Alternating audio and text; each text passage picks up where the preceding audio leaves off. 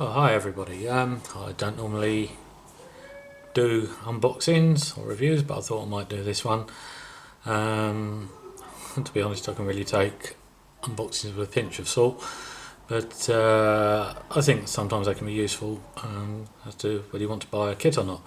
I actually saw a build of this particular aircraft, and I also saw the review on Phil Flory's website. And Phil was wondering how it went together, and this build went together really well. Phil has done a review on the other one of this, which is the BM, I think it is. I don't know. I'll hold my hands up here and say I don't know what the difference is. There's obviously some. I'll have to have a look on the web and find out. But anyway, it's made by Avant Garde Model Kits, AMK. All these new companies, I've never heard of them. It's 140X scale, as I expect you can see from the box, and of course it's a Mig-31 Foxhound. So I know what's inside. I'll be honest, I've already had a little look, and I saw Phil's unboxing, and I actually got this from PM Models, which is Phil's joint venture with another one. There was we offer 10% off kits over the August bank holiday weekend, so I decided to get it. Anyway, let's try and get the lid off without disrupting everything.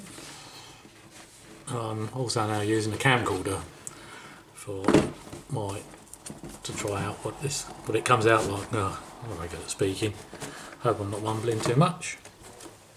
Anyway, the first thing that struck me in the video was how well it's packed. When it came, the instructions were on the bottom, so there was a little bit of photo etch. But it comes like that with various boxes inside. We'll have a look at the instructions at the end. I'm sure you'll want to see the plastic. Probably stop you looking at the rest of it. Let's get one of the bags on. Anyway, let's move the box away for a moment, so you'll see me going in and out of shot now. Oh, are these resealable bags? Yes, that's good.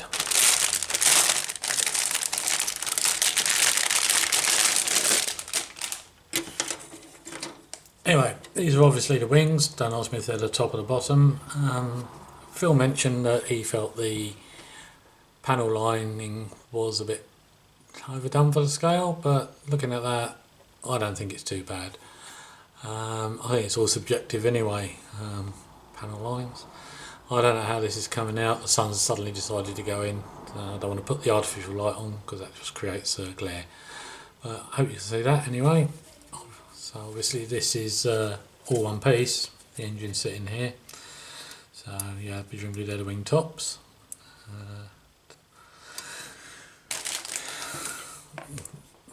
These are the rear of the fuselage.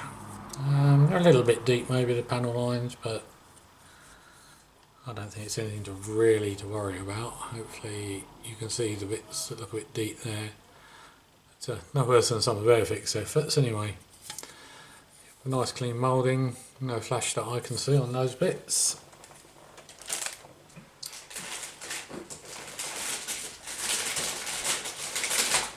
In this particular version you've got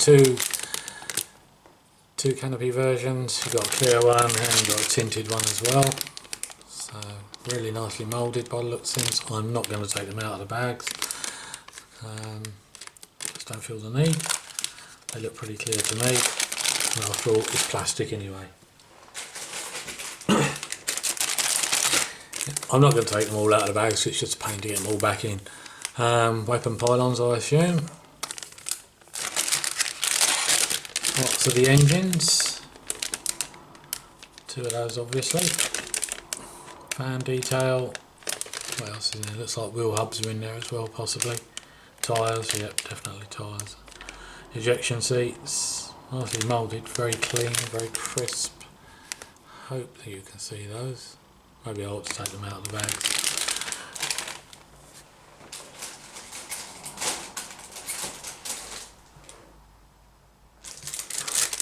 Next up, this is the fuselage top. I'll take this one out of the bag, as it's a major component. So more or less just one bit on there. Well, it is one bit if you just that bit fills in the hole. I don't see anything wrong with the panel lines at all on there, so hopefully you can see those. It looks like you can, looking on the small screen on my camcorder. Very nicely moulded, very nicely in internal structures as well.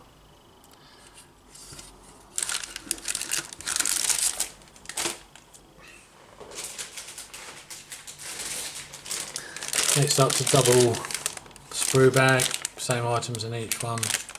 They're the engines, well, more or less the same. Actually, they're not the same, just got the engines.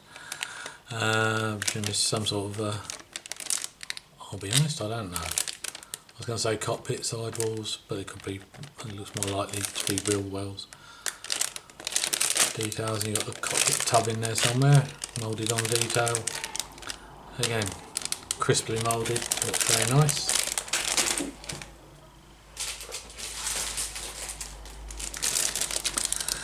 Undercarriage legs, more cockpit details, vertical fins or stabilisers, can't tell the difference. No, they're the stabilisers because the fins were on the back of the body, weren't they? Flaps and slats, again nicely detailed. I'll hold it up and maybe you can see through the bag some of the details. No reason I'm not taking them out is they're a pain to get back in. So that's those, that's the sprues. Then you got the 3 boxes in there. This contains the lower fuselage. Quite a moulding that, quite a moulding. I must admit that the panel lines do seem to vary from bit to bit. These seem deeper on here, but again, superb moulding. Unbelievable really. A bit different when I started building kits and you used to get the Airfix kits in the plastic bags with the card attached to the Series 1.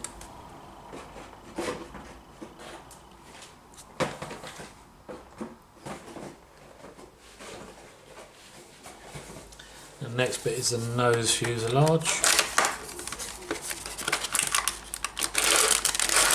It's constructed on the box, so you've got the forward section, the cockpit, part of the intakes and the nose cone. And that, unbelievably, I'm going to get this one out.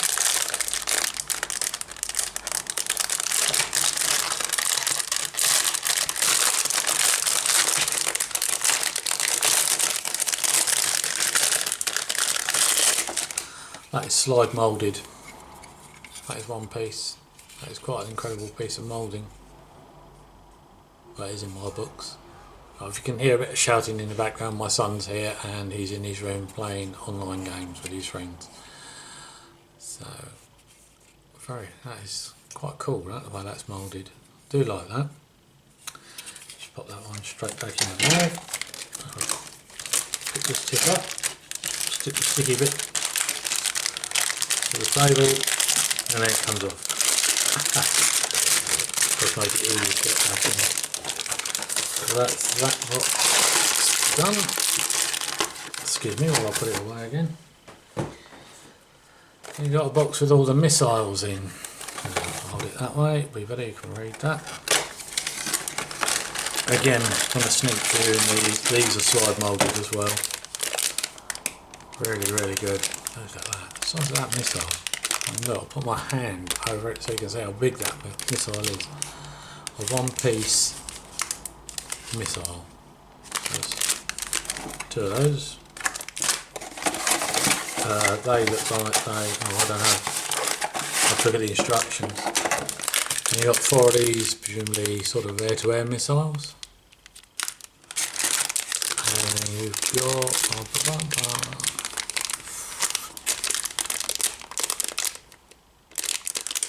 they're all the same. Yeah, 4 of those. So obviously just got to put the nozzle on those. Again, all slide moulded and a couple of little fins. So we've got to do to those. Excellent.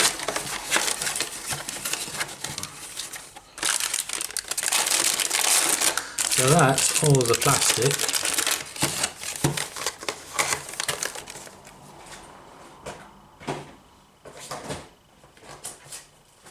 Next up, I'm not going to take them out, are the Decals. I'll run them.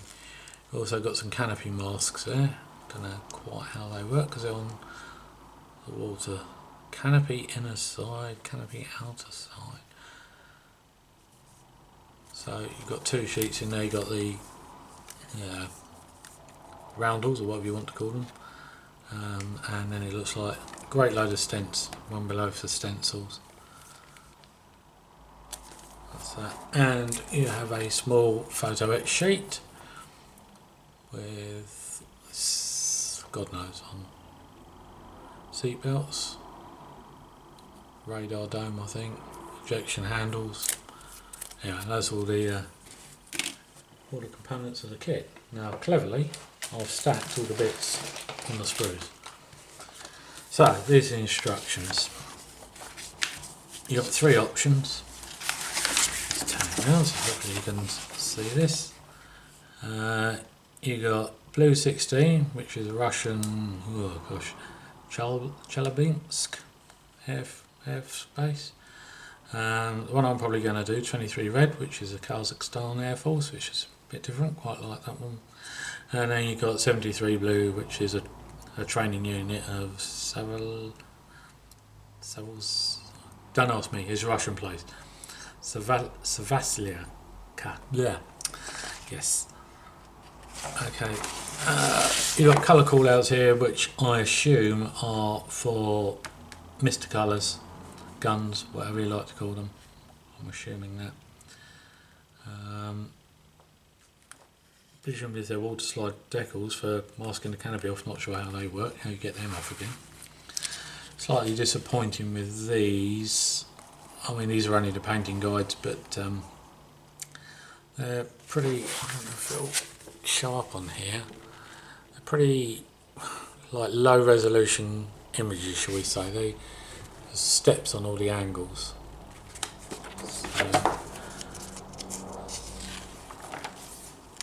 So I hear my son approaching.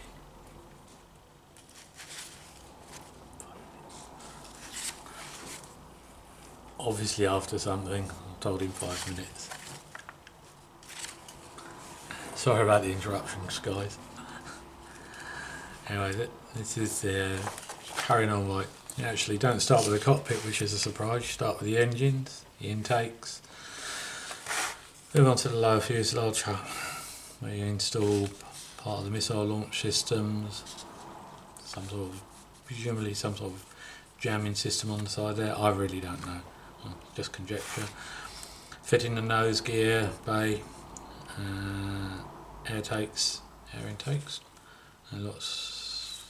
and the engines into the lower fuselage. A little bit confusing there. That is that, which then goes in there. Then you move on to the top fuselage and main wings.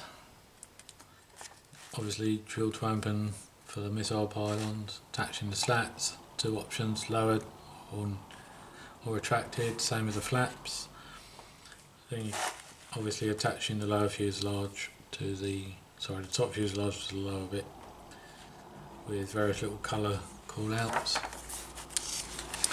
Tells you to add at least 30 grams of weight, so an obvious tail sitter. Then you've got the refuelling probe, that's where you fit the radome, and then you cover it up. So is it really worth putting it in, because there doesn't appear to be an option to display it open. You've got the air intakes. Then you can have the air intake doors open or closed, two different parts for each side. Moving on, you then got the port vertical stabiliser. Again, it says to white position light, stainless steel leading edges, which is quite interesting. The only thing I did find is that they don't tell you what all the little symbols actually mean. That's obviously a paint one, and obviously sprue numbers, but I'm assuming they're all telling you what colour. So you look up number 6 there, you go back to 6 at the front, and you find that 6 is overall light grey. So and number 9 is basalt grey. So yes. Starboard one, attaching the vertical stabilisers, landing gear doors. attaching the main landing gear, making up the wheels separate hubs, so it makes it nice and easy to paint those. Ejection seats, quite unusual to be doing those right at the end, but quite sensible really, because it makes it easy to mask up the cockpit interior, lumps and bumps sticking up. Open and closed, and then move on to the missiles. We've got the R-33s and attaching them underneath the fuselage, the R-40s and the R-60s. Yeah, I guess I'll have to do a bit of research, find out what they all do. Then there's the attaching the missiles, where to put them. For option blue 73, quite sure what that means.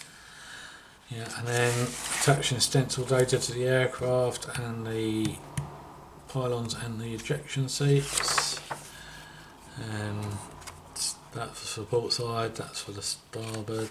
Stencils for the top, stencils for the bottom, stencils for all the missiles. And then just your parts call out. So yeah, all in all, looks like it could be a really good build. For those of you, few of you who are subscribed to my channel, if you're wondering what's happening to the Junkers, I put that on hold, not for any particular problems or on board with it as such, but I did have, just bring it out again from underneath, I did have this Airfix Hunter that I'd stalled on, and I'm making myself finish a few kits that I've got laying around before I continue with anything new. It's a bit of an incentive to get on with something new. Yeah, it's going to be the show version with the checkerboard tail. I just gloss coated it the other day. Unfortunately I did the camo without really thinking that I hadn't put the clear lights on here, so I've just, it's a little tiny bit, if you can see there, see it has got a bit scratched there, so hopefully I'll either have to respray that before I finish it or just put up with it. I really don't know natural metal finishes, I do try to avoid them, but lots of planes I want to build have got them, unfortunately. Yeah, so I'm going to finish that and crack on with the D1 again. Anyway guys, hope you found this quite interesting, and catch you in the next infrequent video. Cheers now, happy modelling.